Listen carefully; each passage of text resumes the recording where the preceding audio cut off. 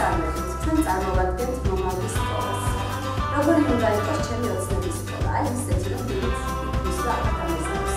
დასვაკეთებ მე, როგორც პიროვნება, როგორც პედაგოგი, როგორც მშობელი დედა, იმისთვის, რომ ჩემი შვილი ხიარული და პედაგოგიური იყოს ყოველდღიურად და უხარიდეს სკოლაში ვისვა იქ, სადაც დაიწყება წიგნებებას, სადაც აღიზრდება და იქნება განათლებული, რომელიც გამოადგება მომავალ თაობას, ჩვენს სახელმწიფოს და ქვეყანას.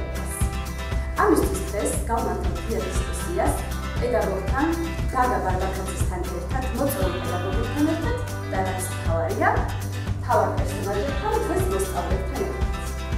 მოგესალმებით, ძალიან დიდი მადლობა მინდა მოგახსენოთ ასეთი გულწრფელი და სიმართლის მომცველი სიტყვებისათვის. და მინდა გავიხსენო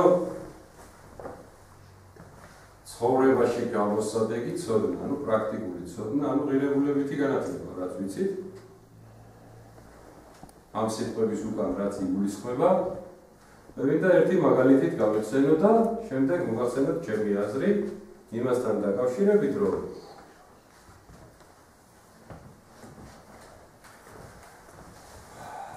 ბრძენმა, რომელსაც მშობლებმა მიუყვანეს თავიანთი შვილი და უთხრეს, რომ გვინდა აღზარდოთ ეს ბავშვი და სურს, რომ დაგვეხმაროთ თქვენ. ბრძენმა უთხრა, რომ თუ გსურთ თქვენი შვილები იყვნენ კეთილები და ძლიერები, მაშინ უკითხეთ მათ ბევრი ხალხური ზღაპრები. ხოლო თუ გსურთ თქვენი შვილები ამასთანავე იყვნენ თან ბრძენები და თან ბედნიერებიც, მაშინ უკითხეთ უფრო ბევრი ზღაპრები. ჩვენთვის ძალიან საინტერესოა ვიცოდეთ, როგორი არის მათი დღევანდელი სკოლა. შეცვლიდნენ თუ არა რამეს უკეთესი მომავლისთვის. რა არის ციგნიერება, რომელიც ჩვეულებრივ მოკვდავს, არაჩვეულებრივ უთაობას იანიჭებს? არაერთ სკოლაში პედაგოგად მოღვაწეობდა. და ყოველთვის ვცდილობდი იმ მიზეზების დადგენას, თუ რა არის ის, რის გამოც ციგნიერების თავარი მნიშვნელობა არასწორად გვესმის. ყველაზე კარგად ეს გურამ ბეჭანაშვილს აქვს თავის ნაწარმოებში კაცი, რომელსაც ძლიერ უყვარდა ლიტერატურა. რომ თქვენ ციგნების სიყვარული, ხოლო ციგნის კითხვა გქონიათ. არადასი არ არის, როდესაც წაიკითხავ, იმას ხო უნდა დაფიქრება, გაანალიზება, გონებაში გატარება. ხო და ამ ყველაფრის ხელისშემშლელი ფაქტორები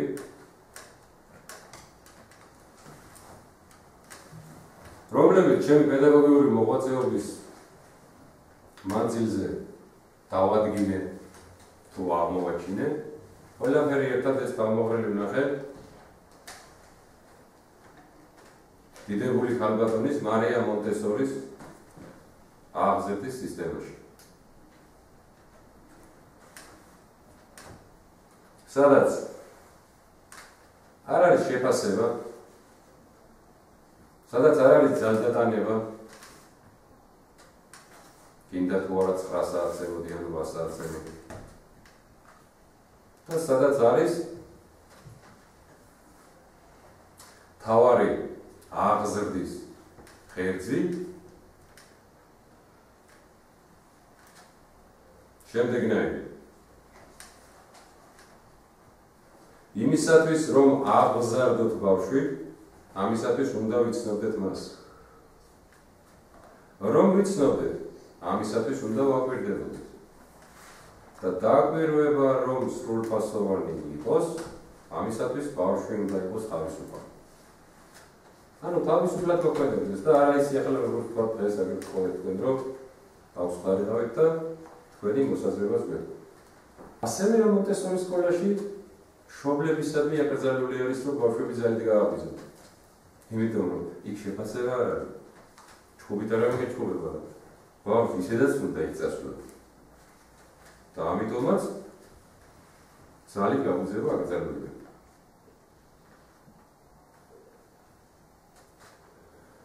ასეთი გამოთქმაც აქვს. თუ ჩვენ მოახერხებთ პედაგოგები ბავშვის ნდობის დამსახურებას და ის გაგვიზიარებს ჩვენ იმ პრობლემას, რაც აქვს მას მოცემული მომენტისათვის. ჩვენ რა თქმა უნდა შევძლებთ იმ პრობლემის მოგვარებას. ოღონდ თუ კი გვენდობა, თუ კი გაგვიზიარებს, თუ კი ჩაფთვლის იმის ღირსად და ის პატრიოტიზმს მოგვანიჭებს, რომ მე ეს მაწუხებს, რომ ეს გაგვიხილოს.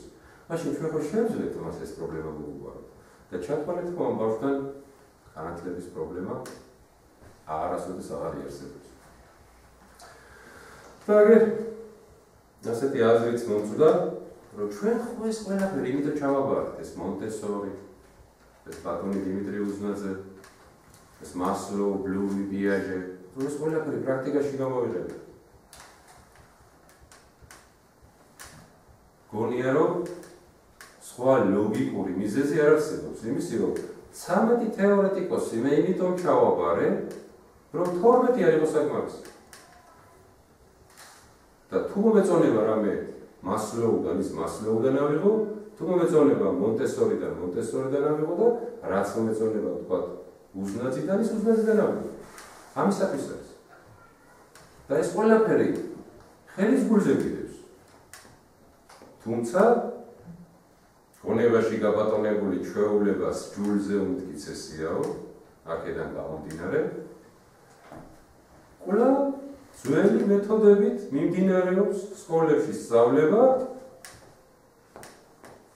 იმ დროსაც, როცა ჩვენმა განათლების ხელმძღვანელმა მინისტრმა ბრძანებულება გამოსცა, როგორც წერილობით ეს ყველა პედაგოგს აქვს, ასევე ზეპირადაც ტელევიზიით, რომ თქვენ სკოლებს გააქვთ თავისუფლება და როგორც გინდათ იმ ხრივ და იმ მეთოდებით გადით შედეგზე.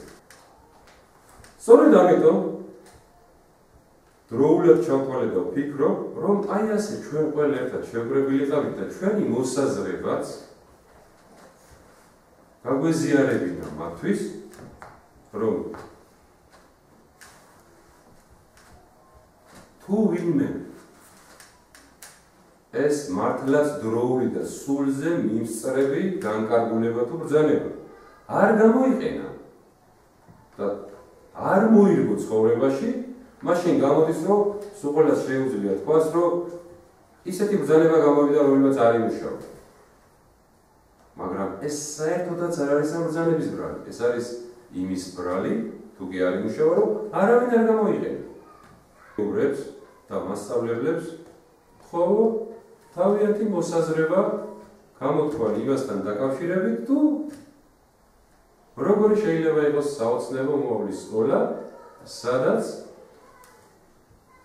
გაგვეხარდება მისვლა, ან თუ ჩვენ დავამთავრეთ სკოლა, იმას არ ნიშნავს, რომ მე აღარ მაინტერესებს სკოლა დავამთავრე. ხომ ის მომავალი თაობა. აი იმათთვის რო იქნება, რომ აი რაღაცა რომ მას უხაროდეს და მეც მიხაროდეს, როცა ჩემ შვილს თუ დიშვილს თუ ძმისშვილს სკოლაში უშვებ. როგორ შეიძლება ეს იყოს? მე რა თქმა უნდა ჩემი აზრი ასეთ ისე წარმოვადგინე, რომ შეფასების და ყველანაირი ძალდატანების გარეშე უნდა მოხდეს, რამე თუ ძალდატანებით შეიძლება ააშენებინო დიდი სახლი. ძალდატანებით შეიძლება დააჩეხინო ბევრი შეშა. მაგრამ ძალდატანებით ვერ გახდი პიროვნებას წიგნის მოყვარულს.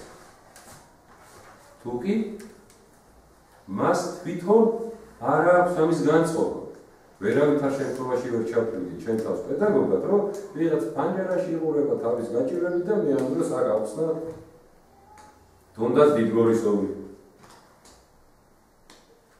დიდგორის ომის ყველაზე მთავარი რაც არის, რომ აი ჩახერგილის მნიშვნელობა, რომ აბა ქართველებს უკუქცევის შემთხვევაში გასაქცევი არ ქონოდათ, სწორედ ამიტომ ჩაახერგინა დავით აღმაშენებელმა ეს და ასე მიმართა ფიცით დავთოთ აგერ მეგობრებო ფიცი, რომ უკან არ დავიხეთ და გასაქცევი რო არ გქონდეს, ჩავხერგო და ძალიან კაი რამე ცხოვრებაში გამოსადეგია, რომ თუ კი ამას თითოეული ჩვენთაგანი ცხოვრებაში პრაქტიკულად გამოვიყენებთ, რომ უკან დასახებს ჩავიკეტავ ჩვენი ხელით, მაშინ წინ მხოლოდ გამარჯვება.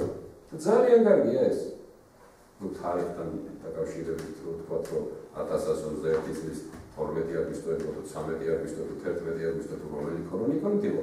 ეს შეიძლება იმდენად დიდი მნიშვნელოვანი არ იყოს, მაგრამ ჩახერგილის მნიშვნელობა მას თვითონ ნოდარ დუმბაძეც თავის სიტყვაში ახსენებს, რომ განა ისტორიის მასწავლებელი იმიტომ მიყვარს, რომ დავით აღმაშენებლის დაბადების თარიღი მასწავლა, ვეიგი იმიტომ მიყვარს, რომ დიდ გორზე წამიყვანა და ჩახერგილის მნიშვნელობა ამის. მაგრამ რაც არ უნდა მნიშვნელოვანი იყოს ეს, თუ კი მოსწავლე თუნდაც თავის ძმაზე ჯავრობს, ან თუნდაც იმ ბულკზე და პერაშკზე, რომელიც თავის მეგობარს ვერ უყიდა. ხდება ასეთი რამეები, რომ უნდა ვიღაცას ბულკი იყიდოს, არა აქვს ბული და ამ დროს როგორი საქმეა, რომ შენ ჭამოს ბული. აბა დეკლარაციას გეტყვით?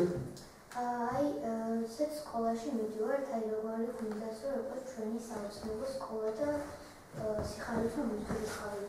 როდესაც მე ასეთი რაღაც მინდა რომ იყოს. როდესაც მიდივართ სკოლაში ვიზუალურად, შესახედავ ეს ჯერმედით პირველი რამ არის, როდესაც მიდივართ სკოლაში. ჩემთვის უნდა იყოს მათი სკოლა, რამაც ჩამოყალიბებული არის და გასაინტერესო სკოლა, რომ ჩემთვის ესეც რაღაცნაირად არის, რომ არ უხარისდება ბავშვებს სკოლაში მისვლის ეს ჩემთვის. კარგი, თუმცა ჩემი აზრით, რაც არ უნდა გარემონტებული შენობა იყოს, თუ იქ მისვლა არ მიხარია, მე მაინც მირჩევნია შეიძლება არ იყოს გარემონტებული და იქ მიხარობდეს სხვა. ჩემი აზრით, მაინც მასწავლებელს უფრო აქვს თავარი აზრი ვიდრე შენობას, თუმცა რა თქმა უნდა ვიზიარებ. როდესაც მიდიოდი დასაწყისში ვარ, სიხარულით მიდიოდი, მართლა. გავიგე და დიდი მადლობა. მაგრამ ელენეს უნდა რაღაც თქვა. ჩემს ნაირ ზოგადად ერთი საგანი ვიზიტი მე და საზოგადოება. არ გიყურს თუ გიყურს? არ გიყურს. კაცი მასწავლებელი მყავს და ყველა ბავშვი ჩემ კლასის და მე ერთ-ერთი.